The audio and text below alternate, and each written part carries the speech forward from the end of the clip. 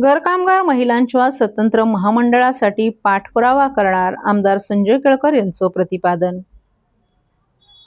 ठाणे मुंबईसह विविध शहरांतर्गत असंघटित कामगारांचं सामाजिक आणि आर्थिक स्तरावर अनेक प्रश्न आवासून उभे आहेत. गेली अनेक वर्ष घरकामगार महिलांच्या कल्याणकारी योजनांसाठी पाठपुरावा करत असून येत्या अधिवेशनात त्यांच्यासाठी स्वतंत्र महामंडळ स्थापन करण्याबाबत आग्रही मागणा करणार असल्याची माहिती आमदार संजय केळकर यांनी दिली आहे. आंतरराष्ट्रीय घरकामगार दिनानिमित्त राष्ट्रीय घरेलू कामगार चळवळ महाराष्ट्र आणि महाराष्ट्र राज्य घरकामगार युनियन यांच्या वतीनं 16 जून रोजी श्रमसन्मान सोहळ्याचं आयोजन दादर येथील शिवाजी मंदिर नाट्यगृहात करण्यात आलं होतं. या सोहळ्यास उपस्थित घरकामगार बांधवांना मार्गदर्शन करताना आमदार संजय केळकर यांनी ठाणे मुंबईसह राज्यभरात लाखो घरकामगार असंघटित असून त्यांचा सामाजिक आणि आर्थिक विकास दुर्लक्षित झाल्याचं सांगितलं.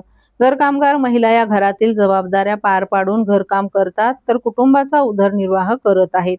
या महिलांच्या सर्वांगीण विकासासाठी कल्याणकारी योजना कशा देता येतील, त्यांच्या रोजच्या अडीअडचणी कशा सोडवता येतील यासाठी आपण नेहमीच प्रयत्नशील असतो.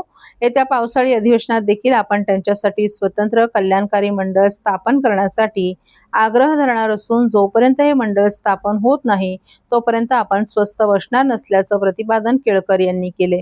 इतर कामगारांप्रमाणेच या महिलांना देखील किमान वेतन, भरपगारी साप्ताहिक, प्रासंगिक आजारपणाच्या सुट्ट्या, भविष्य निर्वाह निधी आदी सुविधा, विविध बँकांमार्फत कर्ज योजना, आरोग्य विमा, मातृत्व लाभ अनुदान, निवृत्ती वेतन आदी सुविधांचा लाभ या महिलांना मिळायला हवा यासाठी आपण कायम प्रयत्नशील असल्याचंही केळकर यांनी स्पष्ट केले.